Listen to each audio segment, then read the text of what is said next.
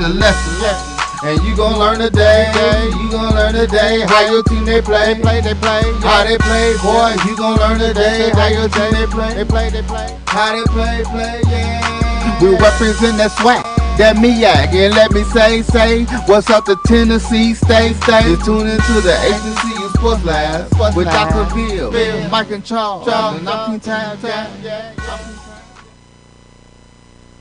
Welcome to episode 73 of Inside the HBCU Sports Lab radio show and podcast, the show that's covering the sporting HBCU diaspora, i.e. all things HBCU sports.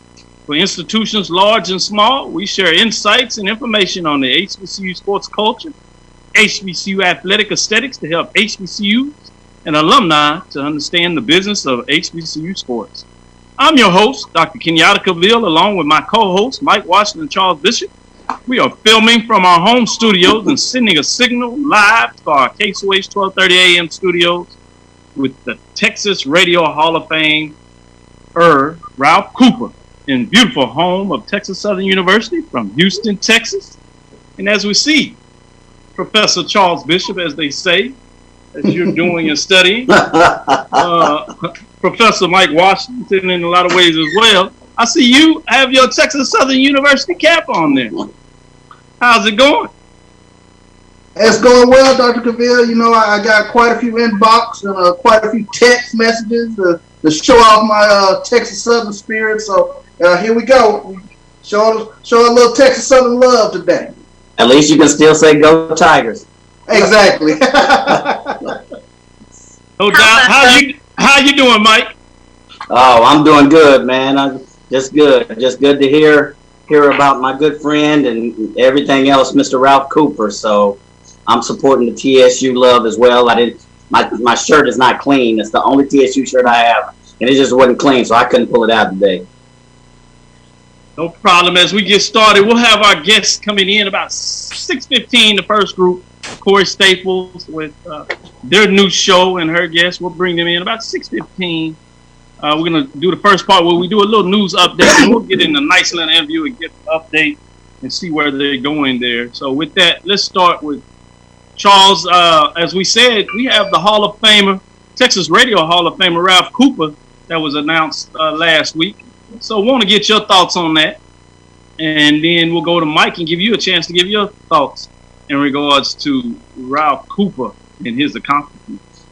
Well, Dr. Cavil, I can say it's only nothing short of just a blessing to literally watch and learn and study at the feet of Ralph Cooper, a Texas radio legend, and for us to get an opportunity week to week to come into the studio and watch him do his work. I mean, it is a awesome experience to watch Ralph literally with an open newspaper just wax poetic for hours. And it's a beautiful thing to watch. But, I want to share something personal for me in terms of when I first started listening to his show. One of the things that I always miss, my father passed away in 2000.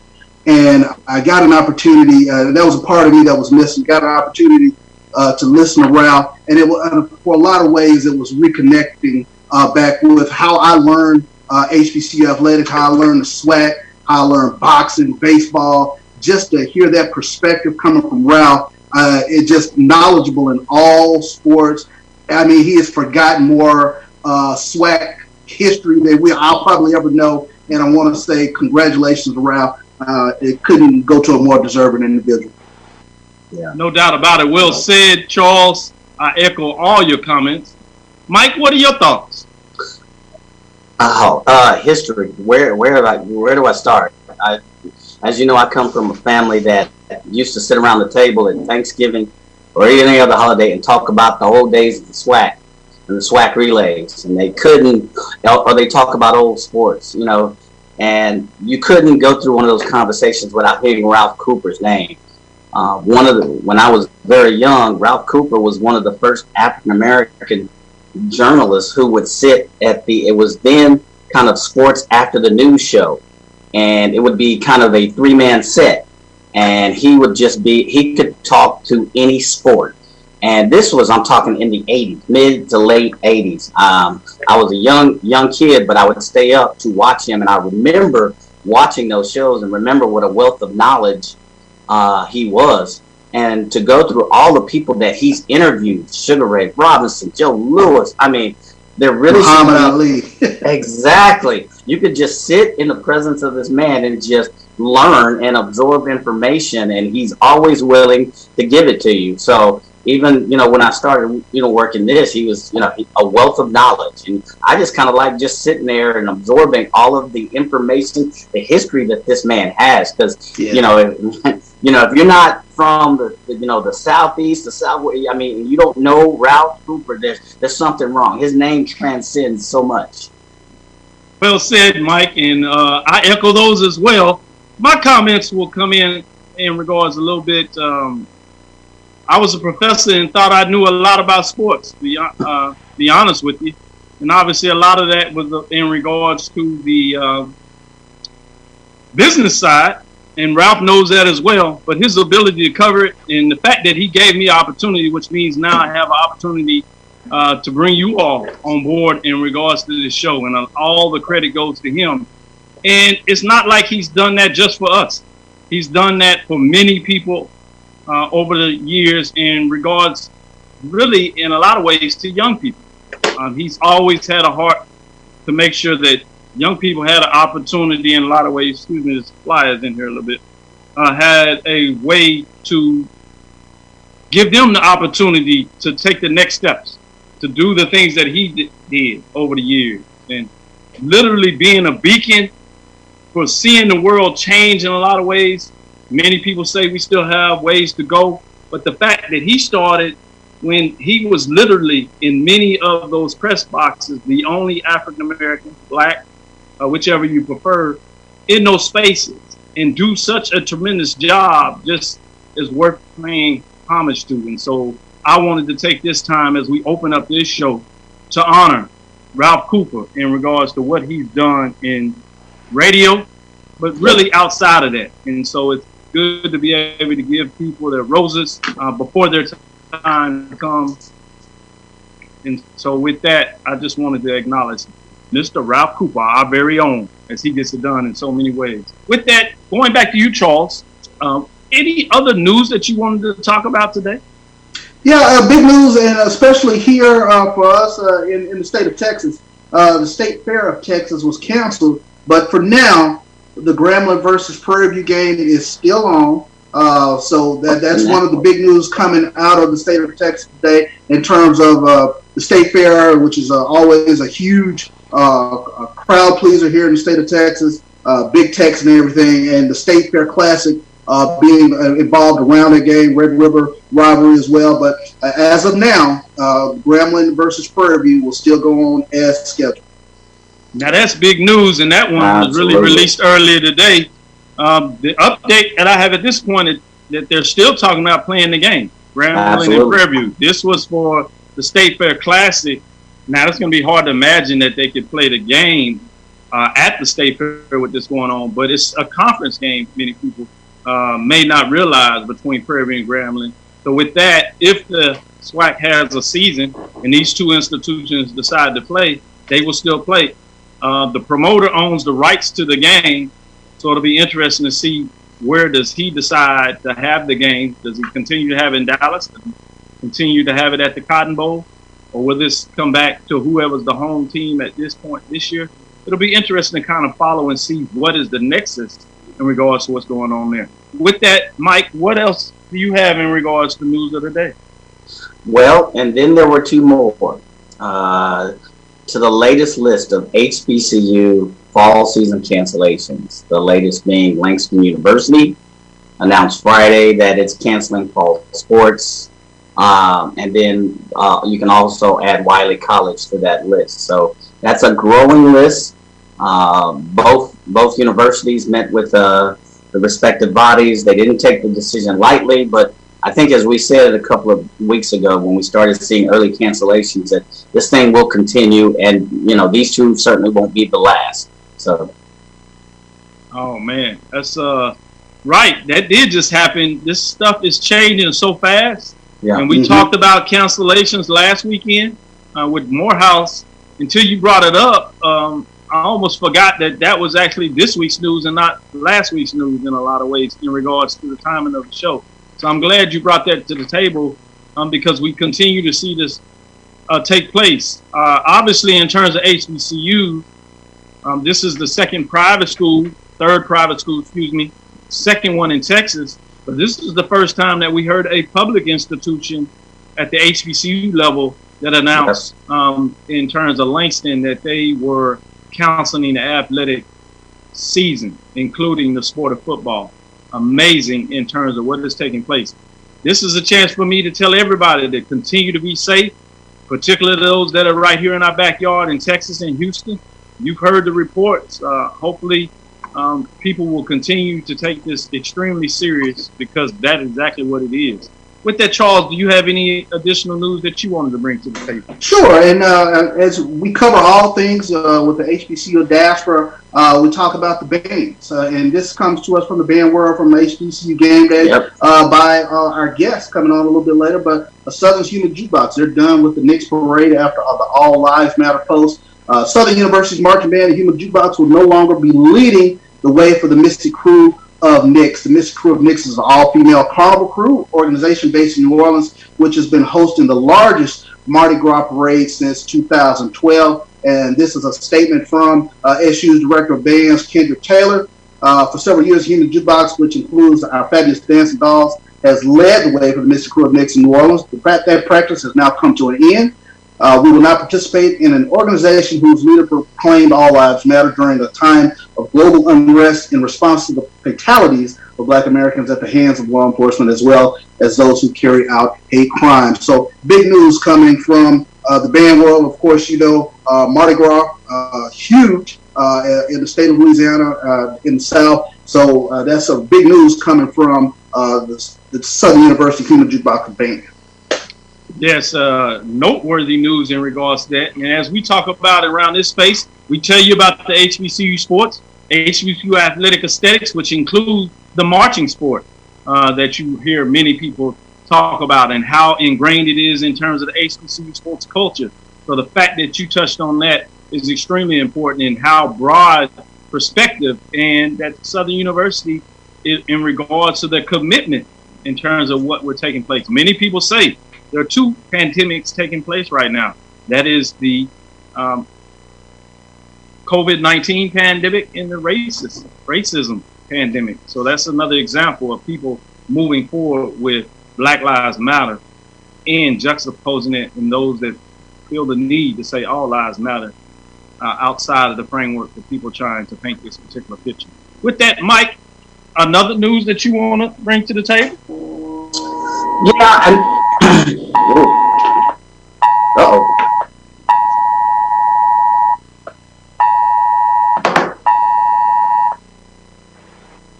Yeah. Medical emergency. No, that's the Amber Alert. That's the Amber Alert. I know, that's what I'm saying. It's serious. Hopefully everything's all right. But Mike, what other news do you have going on?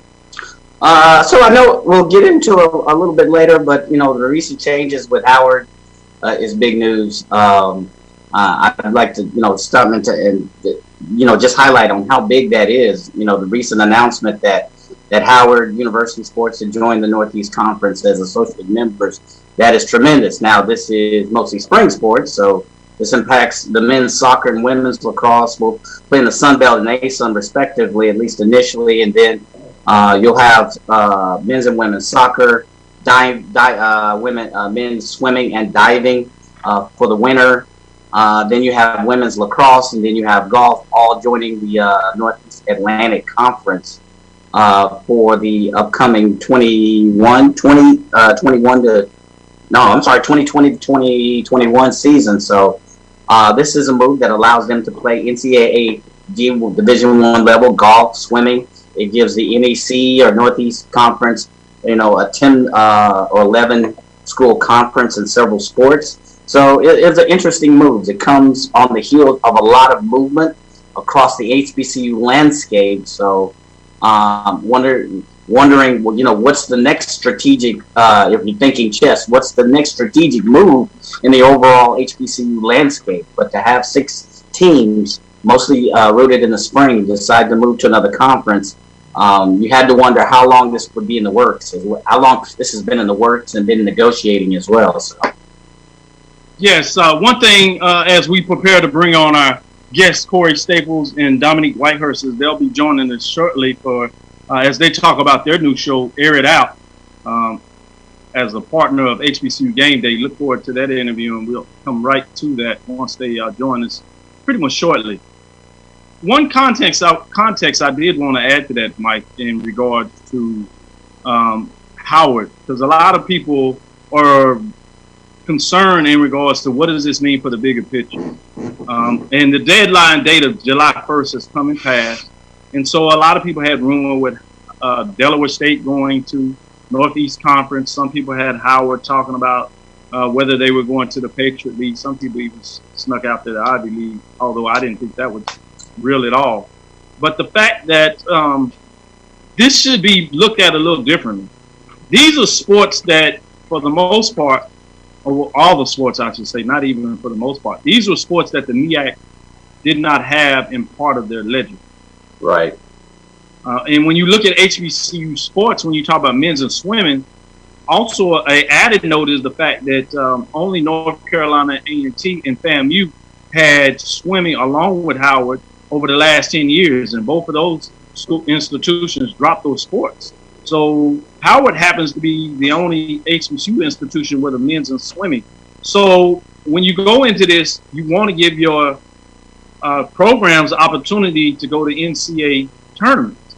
And the only way you can do that is an automatic bid or at large bid. And it's always nice to be able to have the automatic bid in your pocket. And that's where conference affiliation comes from. So that's a note. And then when you talk about women's soccer, while in the SWAC sponsors soccer for all sports, that's not the case for the MEAC. Only South Carolina State, Delaware State, and Howard have women's soccer. So that's not a sport in that term. And we see Cory Staples coming in. Looks like Dominique Whitehurst will be right with you as Dominique pipes in, and we'll have both of y'all and be ready to go. Excited about what's coming up next. The other piece I'll say as you talk about the conference is the travel. That's a cost. If they move to the NAC, obviously the soccer team is not having to travel to the SWAC.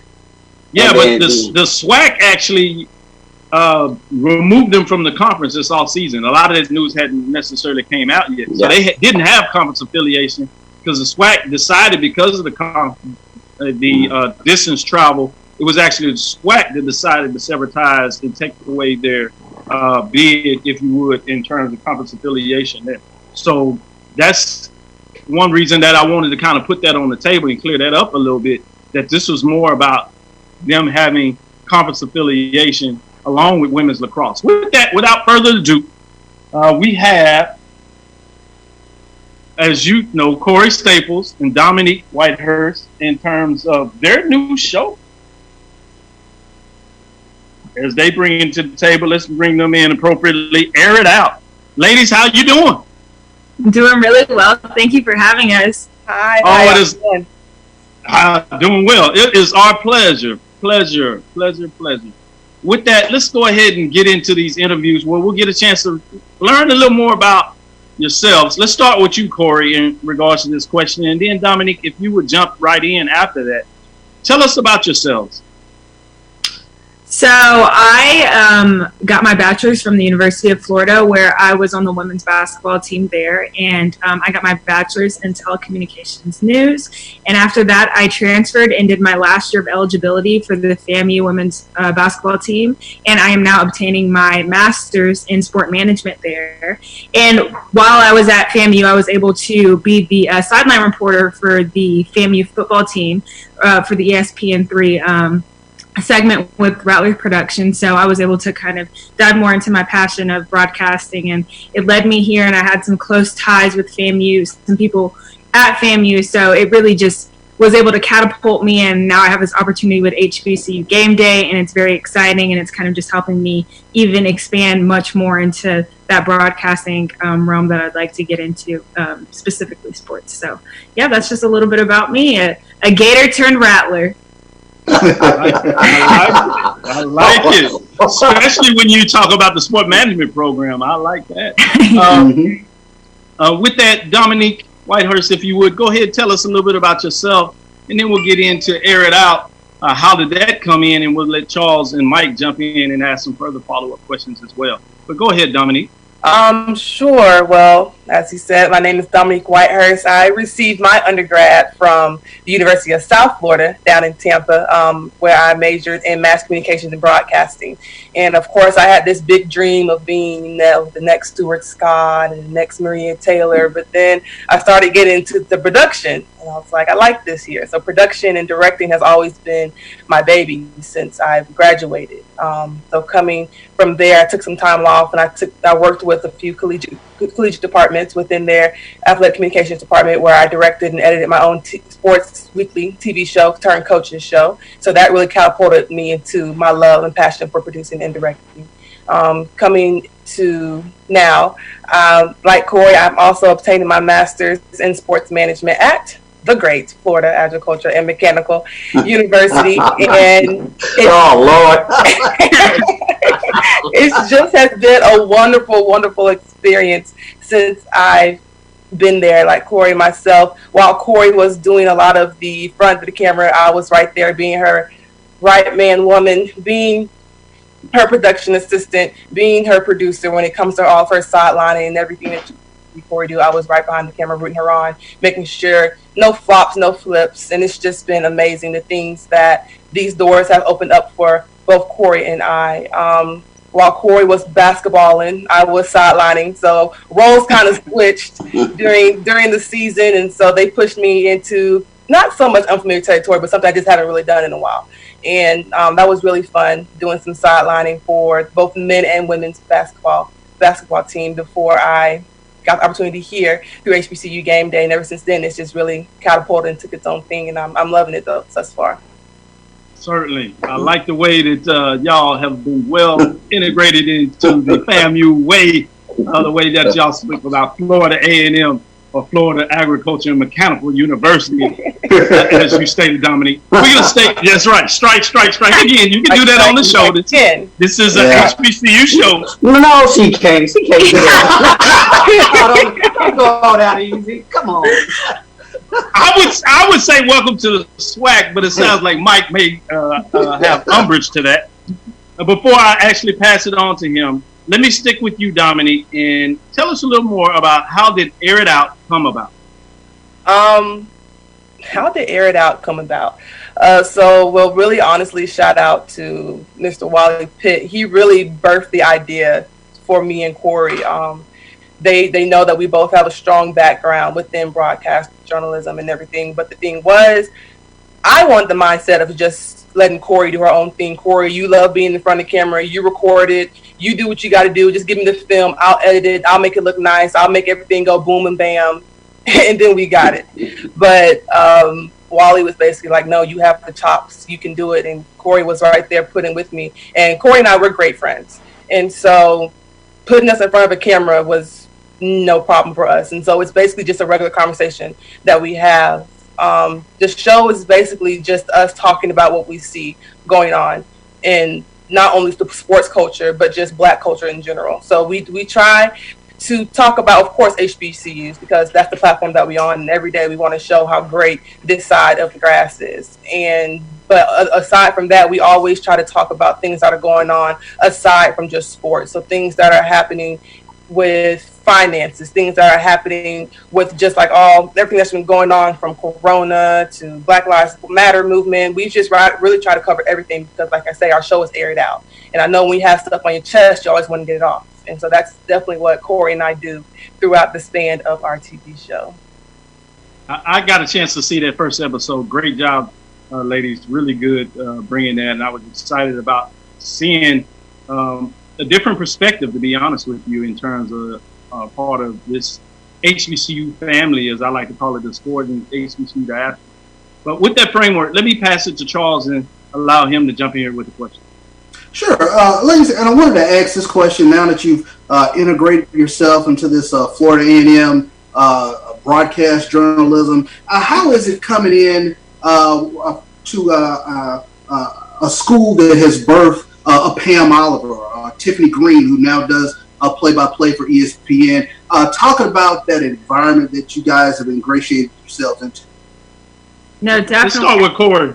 Yeah, that was definitely one of the reasons why I ultimately made that decision to go from UF to AMU for my grad year, because I had a contact in Vaughn Wilson who knows the Pam Olivers and the Tiffany Greens, and he actually set up an opportunity. I've had the opportunity and the pleasure to meet with Miss Tiffany Green, and she's coached me up, and she's seen some of my sidelines, and she's been giving me critiques and helping me out. So knowing that this school has produced such reporters like that, people that I've looked up to since I was a young girl, is the reason why I knew I had to be a Rattler, and I had to be a part of that experience and continue that legacy of just amazing women in sports broadcasting. So it's really a blessing. Mm-hmm. Dominique, did you want to jump in on that? Basically, I mean, why not? It's always great to see strong Black women dominating in a man field, and that's always been my motto through being in this male-dominated field, and to see women like Cory mentioned, Miss Pam Oliver and Tiffany Green, giving us kudos for what we're doing, it only just pushes you, because it just shows that everyone's watching. And then, like I say, it's just amazing. Like you're humble, you're grateful to one day be in their shoes, for having the young generation looking at you saying, because Cory Staples and Dominique Whitehurst did it, I know I can do it too. So it's really great, and it's an honor. Absolutely. I'm Dr. Cavil with Inside the HBCU Sports Lab with Mike Washington and Charles Bishop. We're interviewing Cory Staples and Dominique Whitehurst. Air it out. Mike, go ahead with your follow-up question. Oh, I get to talk now? I appreciate it, Dr. Cavil. You tried to jump in there and cut me off. I'm going to make you wait. Cory, Dominique, in case you didn't tell, we've been friends for a very long time. So, congratulations to both of you. I've had a chance to also take a look at your show, and you bring a lot of energy to it. So my question is simply, you started out, you're out of the gates. What's your strategic vision? Where do you want to take this show 2-3 years from now? Obviously that'll change, but what do you envision this show and this platform going 2 or 3 years from now? Cory, you want to take that first? You want me to? I mean, I can. I haven't really honestly thought that far in advance. I've just been so grateful for the present, the opportunity that has been birthed from this pandemic and everything that's been going on. So it's been an amazing opportunity. But I would say ideally in 2 to 3 years, I would like for this to get on something like Aspire TV or something, just for us to speak on during football commercial breaks and halftime reports and things like that, just to kind of expand it beyond Zoom, get out in the field and not just be sitting behind a computer and things like that. So I think that definitely would be the vision, just covering sports and HBCU culture, as HBCU Gameday has been doing, but kind of bring that diversity with being 2 women. So definitely that would be my vision. Basically, Cory said it for both of us, and even having the possibility of incorporating more women within our show, just to give them a platform of saying that, okay, we can do sideline, we can have the play-by-play. It's about endless of what we can do, and it just wants to just highlight everything, because HBC, like you say, we're one big family, and we're just everything, we're just great, and just want to make sure that we open up a platform for us to show that, and that's definitely what we want to see in the upcoming future. Thank you for sharing. And when you guys get to that level, because I know you will, just remember one thing, because I know you're based over there on the East Coast, and whenever shows are based near Atlanta, FAM, they tend to forget that there are HBCUs west of the Mississippi.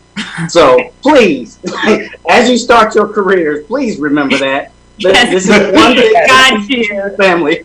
We'll make sure we write it down. We'll make sure. I like that point, Mike. Yeah, give us some love over here in the Southwest, if you would.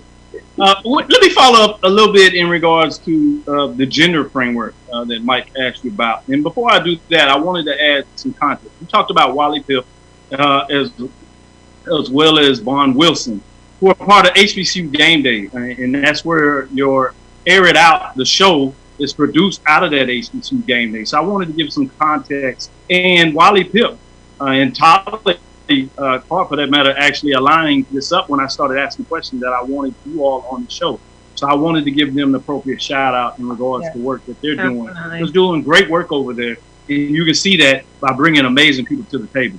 With that, even though that like 40% of athletes are women, an estimated 4% of sports media coverage is devoted to female sport.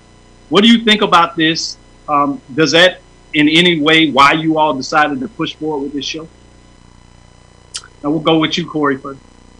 I definitely think that is a reason why we have the show and why we want just kind of to see like young girls to see that it's just not men speaking about sports. It's just not men knowing what they're talking about. We also have a voice, and we also want to be in this field and give our beliefs and our platform and things like that. So I think that's why this show really came about, and really just like I said, blessed with the opportunity to be able to pave the way for HBCU Game Day to hopefully have more females on their show and have more people in their platforms and things like that. So I would say, yeah, that's how it came about and why we're here today speaking with you guys.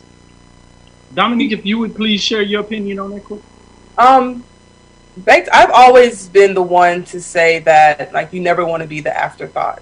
And when you look into women in sports, especially like, I mean, you have your like Doris Burks, like I say, your Maria Taylor, and they're dominating their thing, but it's just 9 times out of 10 they expect you to just be the silent partner and just lead the program towards the end.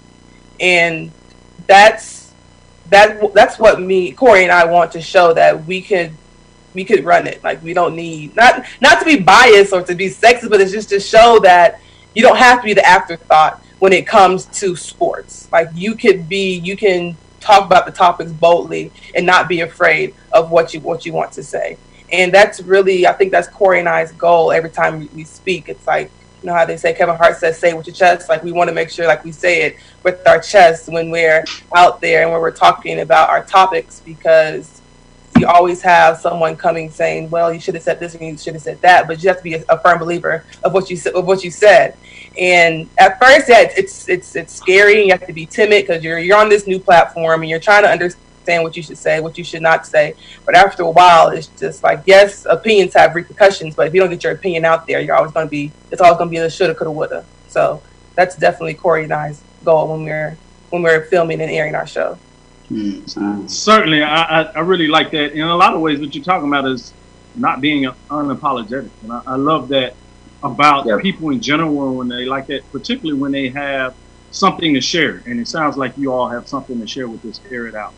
As we come to a close, I'd like to give you a chance to, with the floor, if you would, and talk about what can viewers expect with the upcoming episodes of Air It Out. I think that our name kind of precedes everything that they can expect. Just air it out, like you mentioned, being unapologetic about what we're talking about and giving our beliefs and things that, you know, the viewpoints that people might be timid to talk about otherwise in different major networks or whatever. We want to have that opportunity to kind of just get it off of our chest, and everything in HBCU culture, sports, anything like that. That's what we want to speak about, and that's what we kind of just want to bring to the light. And especially with this kind of this movement where it seems like these top athletes and things like that are going to HBCUs, be able to bring out to the forefront HBCUs more and just kind of show people that this is what's always been popping, and just come on over and come on home and kind of really just show people that HBCUs is the move and has always been the move. So, yeah. Certainly. With that, Dominique and Cory, it was really a pleasure having you on the show and talking about Air It Out, really sharing why you think it's great to be a Rattler, and certainly look forward to things that you all have coming and moving this show forward. So with that, next time you all have some other things popping off, don't forget about us. We'd love to have you back on the show and sharing some of the other vision that you have moving forward. Yes, thank you, ladies, and have a great one. Thank you so much. Thank you both very much. Thank you. Bye-bye. With that, as you wrap it up, it looks like we're about ready to bring on our next guest, who happens to be the athletic director at Howard University. And before we get in that conversation and start that interview, any passing thoughts that you have, Mike, in regards to what you can expect with Air It Out. I really thought there was a great interview there, and what those ladies bring to the table. I think they have if you looked at their show and you looked at their model, they have a unique niche. They're talking to all age groups, but they're keeping it fresh. They touch on pop culture. They touch on HBCU sports as it's relevant to the African American community. And I think they have a very good platform. I think their voice has energy. So I expect nothing but the best from them. And you could you could get the energy just from interviewing them here, online or virtually. So I expect true greatness to come from that platform. I joke a lot, but they come from FAMU. There is a tradition of strong female reporters that come from that other institution, that HBCU somewhere over there. But in all seriousness, I definitely will support the show, and it was a great interview. So. Mm-hmm. Certainly. With that, without further ado, let's bring in Mr. Kerry Davis. Let me give you a little background before we ask him to share a little bit about himself. Howard University's athletic director, undergrad, Dartmouth University, law school, Cornell University, played point guard. Knows a little bit about basketball. It sounds like he must have the handles at Dartmouth while he was there in undergrad. Was a senior vice president of HBCU Sports, negotiated boxing's biggest fight featuring Mike Tyson, Floyd Mayweather, and Oscar De La Hoya. You all remember those days. So he's put in a lot of work and get it done. With that, without further ado, let's bring on Kerry Davis. Excuse me there. With that, Kerry, let the people know I'm doing well. Let the people tell us a little bit about yourself. Well, actually, you did a pretty good job with my resume there, but my mother would be proud. But thank you. Yeah, as you said, I come from a little bit different background as an athletic director. I had never been an athletic director before I took the position at Howard. I worked for 17 years, as you just said, as a head of programming for HBO Sports, and that entailed, obviously, our franchise sport was boxing.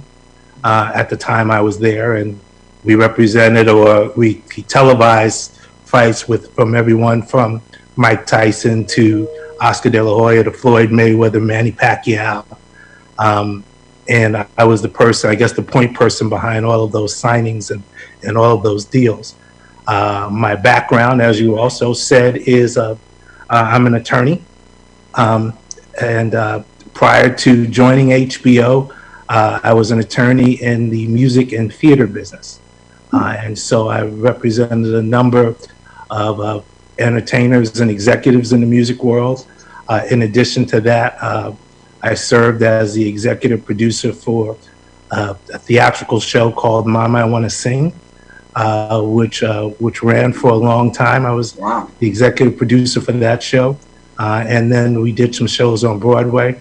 Joe Turner's Come and Gone, from August Wilson, to just name a couple. So I've been around the block a little bit in the entertainment space. My first love has always been sports. And so as HBO began to dial back its sports program, I looked for my next step, the next chapter in my life. And I had a lot of opportunities to stay in the boxing world, but I got a call from one of my mentors, who was a Howard, a proud Howard alum, right? And he asked me what as I was doing my garden leave, hanging out on the beach while HBO was still paying me. I call it my beach leave. All right. He asked me what I was going to do next, and I talked about other networks, and he said, "No, that's not what you're going to do." And I said, "What am I going to do, sir?" He said, "You're going to be the athletic director at Howard University." Wow. I was like, okay. That came out of nowhere. Didn't see that coming. But he was on the board of trustees at the university, and he was a prominent lawyer himself. And so he just said, "Take the meeting with Dr. Frederick." He just said to who's the president of the university, he said, "I want you to take the meeting. Right? I think you'll find a kindred spirit and someone who sees the world as you do, which is see, that everything is possible. And so I took the meeting, and that's and I was so impressed with his vision. And I remember our first phone call lasted about 2 hours. And I knew I was in with a different soul because the call started at 11 o'clock at night. And that was we stayed on the phone for 2 hours, and he left me with one lasting thought. He said, "I'm looking for Howard's athletics to do for Howard what Georgetown's basketball program or Duke's basketball program did for those universities. That's what I'm looking for Howard." Right. And I said, okay, well, if that's your theory, if that's what you want to do, then I'm on board. Right. Who knows whether or not we can do it, but with that as a goal, right, I know that we can always keep striving. So that's my story. That's how I got it. Man, that's a great story. That's the interview right there. That wrapped it all up. That's a wrap. that is wonderful the way you brought that. But hopefully before the interview is over, maybe you might consider telling us who that board member, that Mitchell was, because it sounds like he's extremely proud and powerful. We'd love to know that. We could understand why that may be personal. With that, let Charles jump right in here, and then I'll come back and follow up with some questions, because I can see the gleam in his eyes in regards to telling those stories that he wants to jump in here, and I don't want to keep him waiting. Exactly. Well, I mean, I think the obvious question for me is, with this diverse background in theater, HBO boxing, how do you go about bringing all that into Howard athletics? I'm just really curious in terms of, I guess, the skills that you've acquired along the way. How does it fit into the box of being an athletic director now? Well, I think one of the things, and that's a great question. When I thought the job was one thing, and when I got here, it was another. It's one of those. So I thought that, I think I took for granted some of the issues with regard to student athletes, and here's what I mean by that. And when you sit from afar and you sit in the corporate world and you look at big time college athletics, and that's what we did. I did a number of documentaries when I was at HBO on big time college athletics. I did a documentary on UNLV in the Running Rebels. I did a docu on the perfect game when Villanova beat Georgetown. So I did a documentary on the integration of college football. Right, so we used to love doing those kinds of stories when I was at HBO. So I had this depiction of it from the setting of 1,000 yards. Actually 35,000 feet. That's how I looked at it. But when you get here, right, the one thing that hit me was the personal relationships you have with the students. Right. Mm-hmm. So instead of looking at it from 35,000 feet, I had to look at it from ground level, right? Here's a student who's coming in, who wants guidance, right? You're probably coming into their lives at the most important part of their lives in terms of their development and growth into a young woman or young man, right? And so how will you play a part in that, right? So it wasn't just coming in, let me see how many deals I can make with Under Armour or Nike or a television distributor, because that's what I was thinking I was coming to do. And instead, right, I began to enjoy, the most enjoyable part of the job became the interaction with the young student athletes, right, who were looking to learn, who were looking to excel at a sport, who were asking questions. That became, for me, the skill set. And so I always talk about the job that prepared me most for this was a parent of 4 children. Oh, wow. That's the job that prepared me the most for the job I'm in now. That'll do it. Thank you for sharing. Yeah. Thank you for sharing that. Wonderful insight there. Mike, with that, go ahead and follow up with a question, Mike. Yeah, just sitting in awe and kind of listening to your background. as you grabbed your reins around this program and around this position, what have been some of your challenges and what is your goal? What are your goals for this program? At least the next couple of years to grow it, to keep the momentum going. How do you see that coming to fruition? Oh, there are a couple of things, and now going back to Charles's question, there are a couple of things that I took from HBO that I wanted to apply to Howard. And one of the things that HBO we used to talk about was we have to create buzz, right? If I'm going to make you pay for television, right, if I'm going to tell you that, then this is when how HBO was created. Now we're all used to paying for television, but when HBO was created, right, no one was used to paying for television, right? Television was, broadcast TV was free, right? So that's why we used to have the slogan: it's not TV, it's HBO, right? So how do you get people's attention? Well, we used to say we have to create shows that cause buzz, that will be water cooler conversation, right? So that's one of the things that I said, that's one of the things we have to do better at Howard. And we have to get more people's attention to tell our story. We can tell our story when we get their attention, right? So, for example, great example, the win over UNLV, right? That was a great opportunity for us because all of a sudden the sports world noticed, wow, what a big victory, the biggest point spread victory. Okay, fine. But what ends up happening was in the course of doing interviews around it, or in the course of, Kaylin doing interviews around it, we got to tell the story of Howard, right, in those interviews, right? And many people were introduced to Howard for the first time. I remember when I was at the game in UNLV, at the actual game, and it was close down the stretch, and we were interacting. Anthony Anderson actually was in our booth with us, and so he was interacting with the fans that were around us, and they had no idea where Howard was. They had no idea, where is Howard again? What is it? And so we got a chance to tell our story, if you will, using that platform. So that was one of the things I wanted to bring with us, right? I wanted to be able to bring the noise, if you will, as the young people used to say. Right, I'm probably old for that. I won't talk about Mike and Charles, but I certainly can relate. I do that in my class all the time. And with the young folks, they be like, "We don't say that no more." We don't say that. And they say no more, and I'm like, "Any more? Right. Whatever." Whatever. And the second thing, I just want to hit one other point. Go ahead. One of the things that I was disappointed in was some of the academic performances of some of our teams when I got there. And so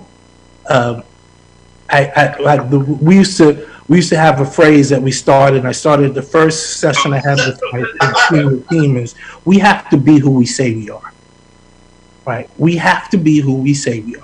If we're going to be the preeminent HBCU in terms of academics in this country, or certainly in the conversation of the top 2 or 3, whatever it is, then we have to be that. Our athletes have to reflect that, right? And so, we have to have a high graduation rate. We have to do well in terms of our APR and all of those things. So we have to do that. And so those were the 2 things that I wanted our staff to focus on: strengthening our academics, right, and creating opportunities for us to get people's attention.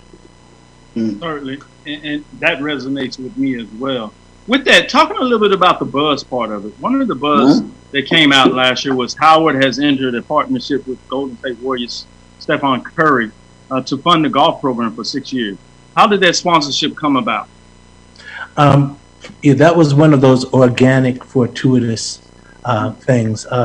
Steph was doing premiering a documentary on campus, and again, that goes back to where Howard is and the structure of who Howard is. I mean, it's such a prominent place in the social and cultural part of the African American community that you get opportunities like that. So when Steph was doing this documentary, he said, "Yeah, I'm going to do a screening at Howard." After the doc was over, there was a question and answer period, and one of the young students actually wasn't a student athlete, walked up to him and said, "Hey, Steph, let's play a round of golf tomorrow before you leave DC." And Steph was like, "Oh no, I can't do it, man." But Steph loved to talk golf, so he got in a conversation with this young man. He said, "Hey, are you on the golf team here at Howard?" And he said, "No, we don't have a golf team." And so and he said, "I played club golf." And they engaged, and I guess Steph went home and thought about it. And so Dr. Frederick got a call from Steph's manager and said, "We want to talk about the golf program at Howard."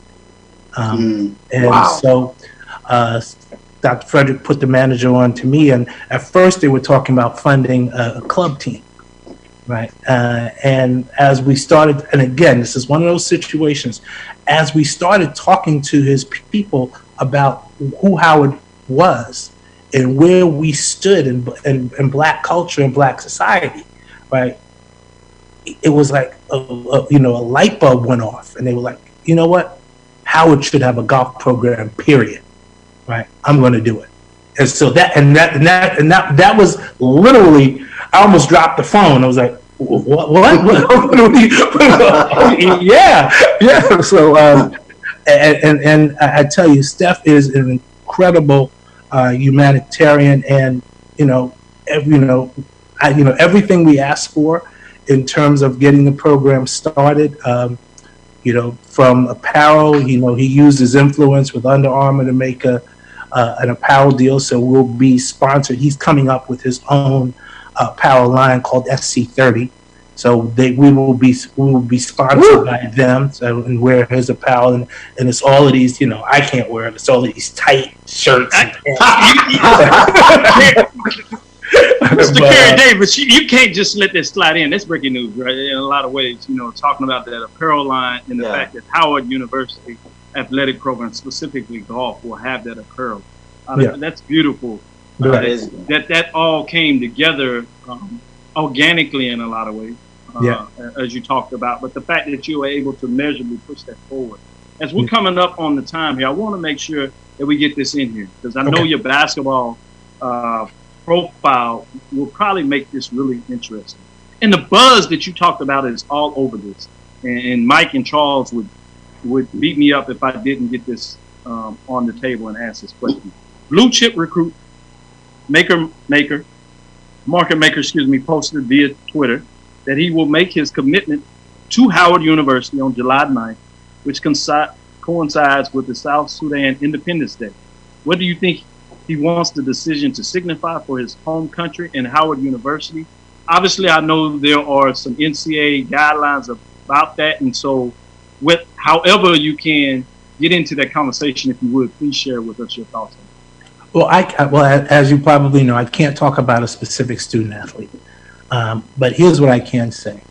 I believe that the impact of high-level recruits, high-level basketball players, high-level football players, high-level athletes coming to HBCU, we are right now in a moment in time where young people are taking control of their branding, their messaging, and we're seeing this across all of our sports. Our volleyball team is in dialogue with top 50 players. Our soccer team is in dialogue with players who played for USA Soccer. Right? This is a dialogue that is happening across all different sports, and I'm sure it's not just happening at Howard. I'm sure it's happening at other places. I saw somebody said Bronny James was likely to sign with North Carolina Central. But so that's right. We're in a moment, and it's terrific that we can all potentially take advantage of this. I read an article about 3 years ago that Jimmy King wrote. If you guys haven't read it, you guys should Google it. Right, but he talked about what would have happened if the Fab Five would have gone to Howard, Michigan. Right, and to me, again, that opened I sent that article to everybody who would, because I wanted people to know that's the vision that Dr. Frederick had 5 years ago. That's what he was talking about when he said, we can be Georgetown, we can be Duke, because we have the type of brand name and academic profile that we should be able to attract these type of athletes. So we're excited about the future. We're excited about the possibilities, and we're going to try to continue to not just make noise, but also try to make noise by going to the to NCAA tournament. That's the way to make the most noise. Right, so certainly, we're on top of the hour and about to close out, but I wanted to get one in. But this has been a fascinating interview, and I can tell by Mike and Charles that if your time would allow, we'd love to find a way to bring you back. We would love to get you back. Yeah, I got a few more, but I got a couple more. and we'll look at maybe expanding this to a special type edition interview over the summer, where we could give you a more time to really expound on your vision. But with that, other big news just came out yesterday from Howard University in regards to the associate membership. So if you'd allow me to get this in, and we'll try to make sure give you some time to also give your final thoughts in terms of what all this means, and anything that you want to say to Howard University alumni out there, is the fact that Bison will begin NNC competition. And Mike brought this up in terms of the new component in 2021 season, the men's and women's swimming in 2021-22, women's soccer, women's lacrosse, and women's golf will join the conference as well. Brother brought this about, this change, if you would, and also for people who are not familiar with association membership, or associate membership, as they like to say. Can you explain that a little bit all together? So Howard currently sponsors 21 sports. 15 of those sports are compete in the MEAC conference, the Mid-East Athletic Conference. I'm sure it's well known to your viewers, to viewers and listeners. The other 6 had to find homes in various other conferences. All right, so our women's soccer team was in the SWAC. Our men's soccer team was in the Sun Belt. Lacrosse team was in the A-Sun. Right, the swimming team was in the CC. I was getting completely, when I would see all these invoices and dues, I'm like, wait a minute, we're paying dues and invoices for conferences all over the country, right? And geographically, the footprints of all of those conferences weren't conducive to Howard. So our students were spending way too much time traveling. Way too much time missing classes. Our soccer team played in the SWAC. You guys are very familiar. You know where those schools are. So we were playing, our team was traveling to Mississippi and Alabama and Texas, right? And then the SWAC's contract stated that we had to play our home games in Birmingham. So for the entire conference season, our soccer team was playing in the South, right? So forgetting about the wear and tear on them physically, right? But missed class time and the expense of it was just way too much. So about a year and a half ago, I sought out a couple of commissioners in Northeast conferences, and I said, would you be interested in taking all 6 of our programs? So at the time it was 5 because we didn't have women's golf. A couple of conferences said, yes, we'll have that conversation. The NEC ended up being the best fit, if you will, in terms of its geographic footprint, but also too because of they have a very forward-thinking digital and media strategy. Their schools are housed in big media markets. That was important to me. And so it was a good fit from that standpoint.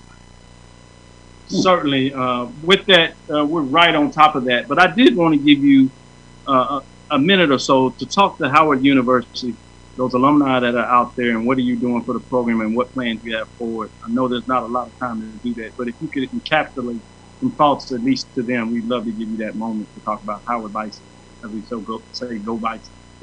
Well, this is an important time.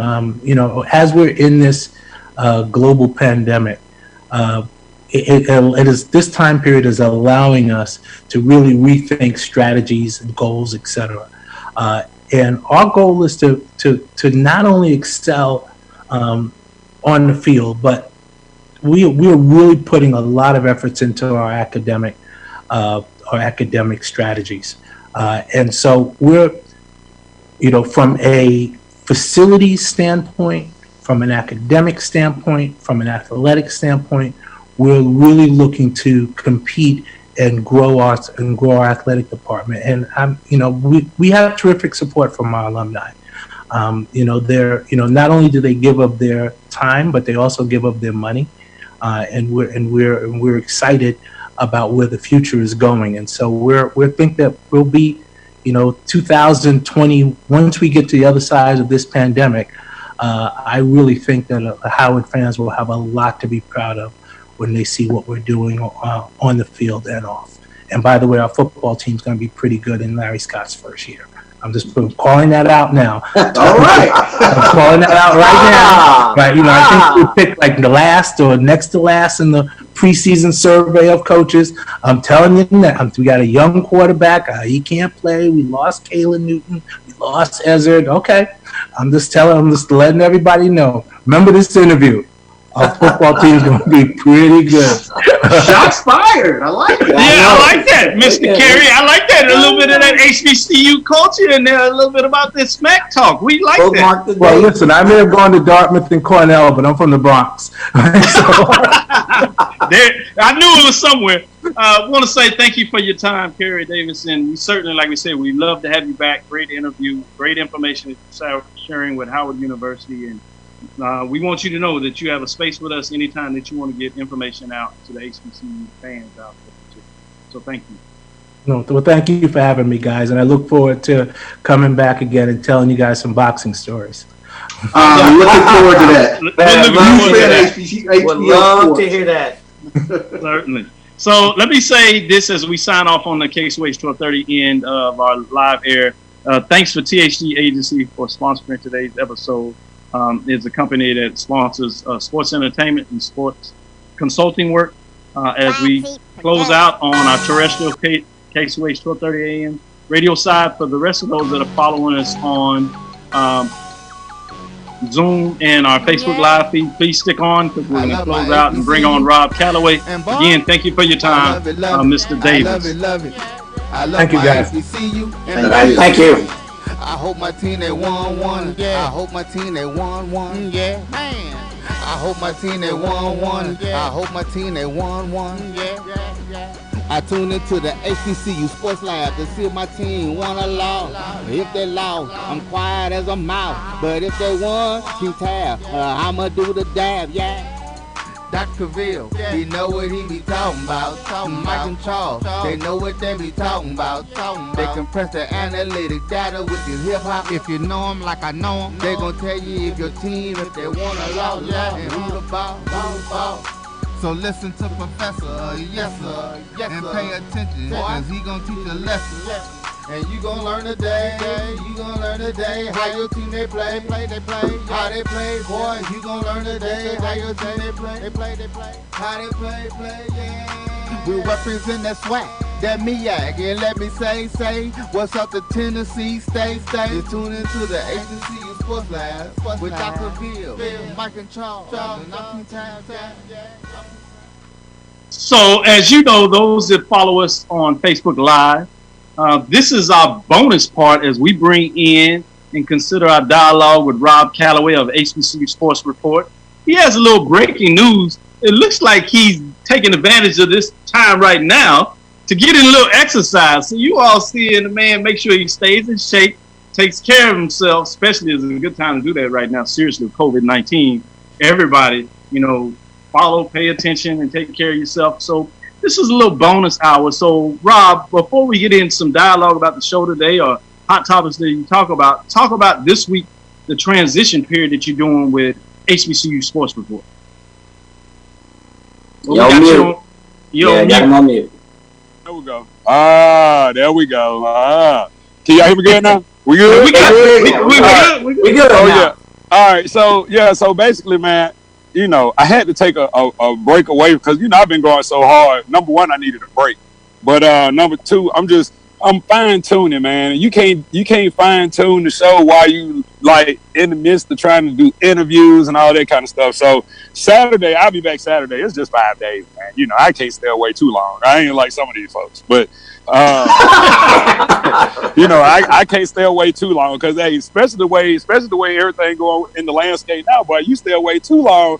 Hey man, you got a whole lot to talk about, and it's dated by the time you get ready to talk about it. So yeah.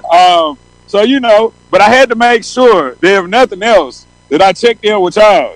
I checked in with y'all today, and it's there's a lot of talent out here at the track today. But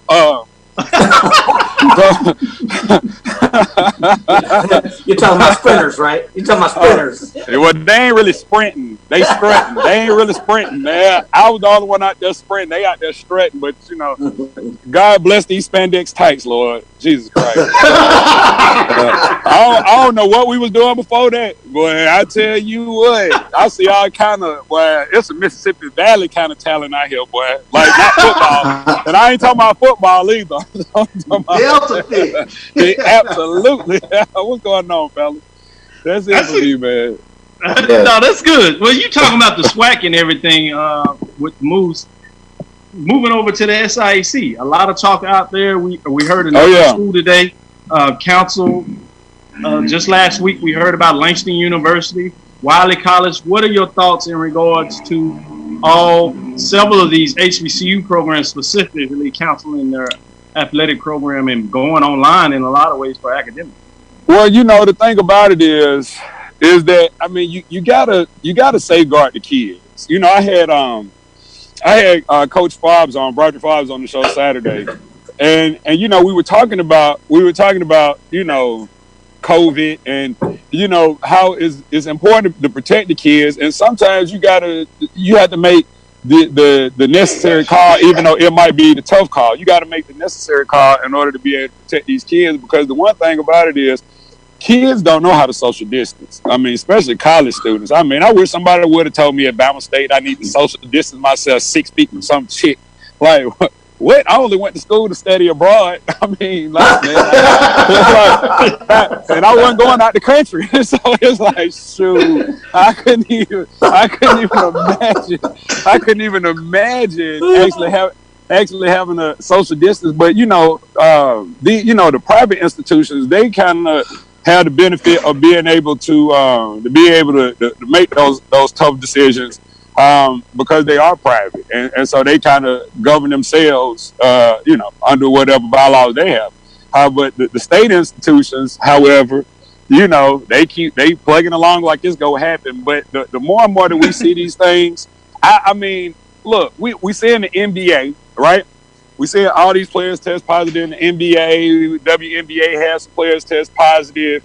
MLB, right here in Atlanta, we had 5 players test positive for COVID. Yet we want to have the MEAC SWAC Challenge in Atlanta, and we just reached 100,000 confirmed cases of COVID-19 in the state of Georgia. So, when you start seeing that kind of stuff, at some point, somebody somewhere has to make the call and be like, you know what? Online might be the way to go. Because think about it, even in the public school system, the parents have the option of either sending the kids to school or the digital learning. And so the majority of them, I'm sure, are going to choose the digital learning, even though, it's going to be a little tough for the kids. But at some point, you just got to do the right thing, man. And I know we all want football. We all want sports because it's been so long since we actually had some real sports. Come on, man. Y'all were watching NASCAR. Don't know black folks watch NASCAR. Every black person I know was watching NASCAR. Couple weeks ago to my man, look how they pushing Bubba's car. I'm looking all over Twitter like, what y'all talking about? Then I realized they talking about NASCAR. I'm like, come on now.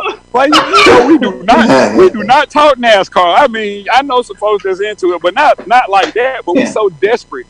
We so desperate for sports that it just is what it is. But before we go, man, how about this commitment Thursday night? By the Maker kid. That was huge. That was huge. That's big. You know, I ain't gonna lie, y'all. I don't know Dr. Cavil because Dr. Cavil have all these side conversations. Everybody texts Dr. Cavil. so you know I text Dr. Cavil like just randomly throughout the week. I just like if I'm feeling some kind of way about something, or if I just need to know how I need to feel about something, right? I'll be like, yeah, I always need some perspective because you know me, I'm just raw. I'm just like a dumb radio dude. You know what I'm saying? I don't like when it comes to certain things. A lot of times it's my heart. I just say it whether you know whether it feel good to y'all or not. It felt good to me.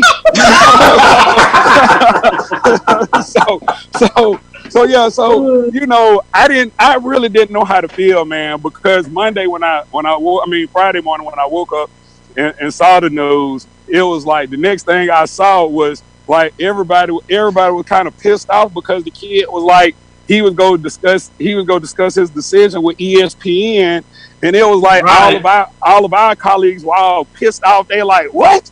ESPN? What? I mean, it was everybody, and I ain't talking. Right, I'm not talking about anybody. I'm just saying, but it was everybody and their mama. They were just mad. I mean, everybody was trying to justify themselves on social media. The coach at Howard.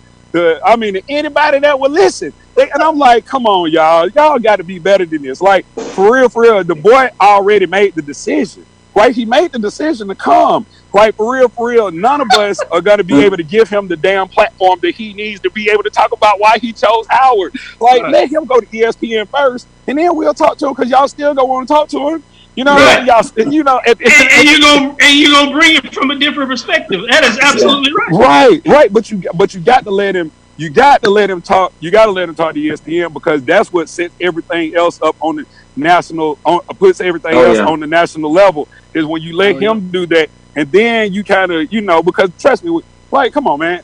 I mean, like, look, I'm just be very honest with y'all. Like I know that when it comes to covering HBCU sports, I know that us, our colleagues, so to speak, this conglomerate we got, right? I know that we do a better job than ESPN. We just do not have the platform.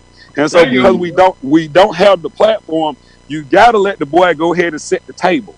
Because the thing about it is ESPN is 24 hours a day. People look at ESPN, several times a day, whenever. And so do these young kids. So if the messages go get out to Mikey Williams, who already clearly got the message, but if the messages go get out to all these other young kids, they don't know where we are. You know what I'm saying? They don't know where we are. So it's like you have. When I say us, I mean the HBCU media. They know ESPN. They not scanning through the TV trying to find us. You know what I'm saying? Or scanning through the radio. Couldn't have said it any better. I think you're right on the money. I think in all seriousness, I guess some of my Texans are rubbing off. You go in and I'm like, dude, he out here preaching. Let me let Charles jump in there, and I want you to follow back up before we have to get out of here on this. Charles, what are your thoughts in terms of the Howard signing, or what looks to be a potential signing on Saturday, in regards to the framework that Rob just talked about? What are your thoughts, and how big is that in your opinion? It's huge. I'm really excited about it. I'm cautiously optimistic, in terms of what it means down the road. But I think from my perspective, over here at Texas Southern, we've been seeing a lot of these 3-star, 4-star guys. Mike Davis, They filter back. They filter back to HBCU. So it's good for the paradigm to change, for it to happen on the front end. I talked to a young man, Bryan Adams, the other day, who was kind of at the forefront of doing this at Alcorn back in 1996. He was one of the top 50 players in the country, and he ended up signing with Alcorn. So to see that paradigm shift to where you start getting these real top-notch players on the front end, I think is huge. Yeah, absolutely, without question. Mike, go ahead and your thoughts on it. Give me a little more than that, and then we're going to let Rob close it out the normal time he will do as we roll into his show, but not this week. But we're prepping everybody for the following week as well. Oh, yeah, I think it's huge. Number one, just as a side note, Howard tends to keep coming up. Kayla Newton, Steph Curry with the golf thing, and now this. You got to give the guy. Howard's doing something, or the stars just aligning right with Howard. But as far as this decision, I think it's big from the perspective as for every Mikey Williams, there's probably that spoke up and we know about. There's probably going to be another 5, 6, 7 kids that we don't know about that are looking at this kid's decision. And if he broadcasted on ESPN, just imagine the message that is going to reverberate. My hope is that it's good it helped on the front end, but is it going to be sustainable recognition for the HBCUs finally getting some more athletes on the front end? But I think this is huge. And I say again, for every Mikey Williams, there's probably about 5 or 6 other kids. Hey, they probably texting, they probably IGing with Mikey. Hey, let me take a look. Let me take a look at a few of these HBCUs. So I think it's big. That's right, Mike. I like the way you put that in terms of how the multiply effect. Rob, do your thing and give us some good words as we close out and get ready for your big draw on Saturday. Come on, man. Give it to us, man. Y'all want the benediction? Oh, boy. Look. Seriously. This is it. I mean, this right here kind of touched me Saturday. And I'm gonna just share it with y'all. I don't know if y'all. I know Dr. Cavil listen. I don't know if y'all had a chance to listen, but for those of you that didn't listen, make sure you go back to Spreaker, type in HBCU report, and the show from Saturday is called The Decision 2020. But as we've all just been jumping through hoops and celebrating and I mean fireworks, whatever. All SWAC fans, we've been celebrating. However you celebrate, barbecuing. Like I say, fireworks, shooting your guns, whatever it is that you do, we all been celebrating the last 30 days, right? Because we had FAMU come in, then we had Bethune-Cookman come in, and we like, oh yeah, the SWAC, we are super conference. We just need 2 more teams, right? We all been celebrating. Man, let me tell y'all something. Y'all got to go back and listen to this interview with Coach Fobb and what Coach Fobb said when I asked him. Because I was like, I thought he was gonna be kind of excited when we to talk about it. And he goes, well, the one thing that I will say is it's cool. It allows me to be able to go to Florida and recruit, so that's good for me. Look. Now listen. Then he says, but I'm not cool with I'm cool with what our conference is doing, but I'm not cool with it being at the expense of our partner, the MEAC. That's right. He said because and these are his own words. Now we already we already been saying, I don't know what y'all say on y'all show, but he said the MEAC is destroyed at the current moment. It is destroyed. And he just does not want to see the partner destroyed and then the ability for a SWAC school to be able to go to a bowl game go away, because that is a major selling point for these SWAC schools and these MEAC schools, as well as that you get to go to a bowl game, which in essence, as he put it, and I hadn't even really thought about it, it really, while we're on the FCS level, technically, categorically, the fact that we have a bowl game really puts us on the FBS level, so to speak. And so he was just saying that while it's great, we can't keep doing this and killing the other conference, because in a minute we ain't gonna have nobody to play. It won't be a bowl game. It won't be that $1 million won't go to the school. Like all of that to dry up. And it like I said, it really hit me that I had to twist it another way. I was like, well, how about historically, if FAMU versus Grambling, the two biggest brands of HBCUs? And he goes, oh yeah, well that is true. But as far as the MEAC suffering, he not cool with it. And like I said, and he a SWAC dude through and through. But us, everybody else is like, yeah, man, yeah. Yeah, death to the MEAC, and we not even realizing we not even realizing death to the MEAC means death to a whole lot a whole lot of opportunities. And he also put it out there, and I know y'all got to go, but he also put it out there, and Dr. Cavil texted me about this, one of those side texts. He also said that that what the Celebration Bowl should do is make it all inclusive. And I've been saying this on my show for years, but they need to make everything all inclusive. So you need to have like a real battle of the bands, the crown, like the battle of the bands. So you have a Celebration Bowl, battle of the bands. And really and truly, you do that, you can get rid of the 100 battle of the bands. You know what I'm saying? Because then, because see, the Honda sells out every year. I've been telling Charles Grant this for years. The Honda sells out every single year, and it ain't one of them capacity type deals. They sell every seat from the top to the bottom of the stadium. And I've been trying to tell Charles, you got to incorporate the bands if you want those stands to be filled up, either in the MEAC Select Challenge or in the Celebration Bowl. So the way Coach Fobbs, framed it was that, it needed to be all inclusive, cheer competition, band competition, not just football, and then it is a real celebration. So, that's just something to think about, man. You did it the way you do it, and everybody check out this show coming up this Saturday, and his usual shows that come on Tuesday and Thursday. But go back and listen to that one on Saturday. It was special. He really brought it in such a way. He just tickled you with a little bit of it, if you would. But check it out in a lot you. And that'll do it for this.